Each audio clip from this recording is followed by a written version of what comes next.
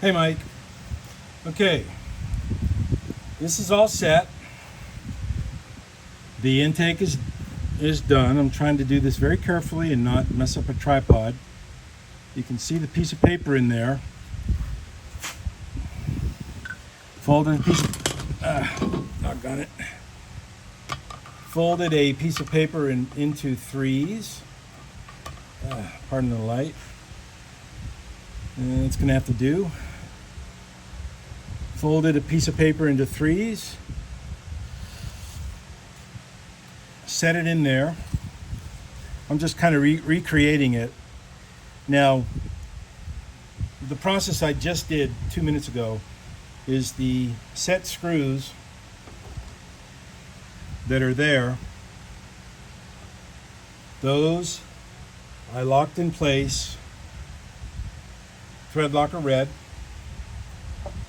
I screwed them in perhaps halfway, opened up the butterfly all the way, put the paper in, and then let it snap shut. Then I took my screwdriver I bought just for this, because the tip is perfectly the same size. It's a magnetic tip, but it's very long, so I can stand back and get some torque on here. Excuse that noise, I don't know what it was. And I snugged these screws down and then tightened them. So now those things will probably never come out unless you put heat on it. You have to put heat on there to break that bond. Notice how the paper won't really come out. It's because those edges in there on that butterfly are very sharp.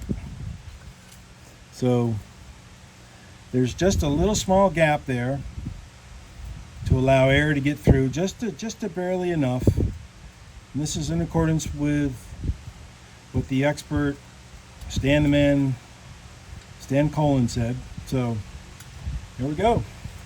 That is set. The top, let me try to take this out of the tripod. There we go. The top is set. New bearing is in the top. New bearing is in the bottom. Now the only thing I'm going to do now is I'm going to set this nut pin hold down to where it was. And if you look on it, you can see where the mark was. The mating mark, which was right there. See that little indentation there? That is where the thing will snap shut, and I'll show you on mine what I'm talking about. That's where it goes, right there. So we already have marks on here to show where it goes. Now I'm going to lock this in place. I'm going to put the red thread locker on here in that little hole and put that in place, and you'll be good to go, and I'll ship it out to you today. Thanks, Mike. Take care.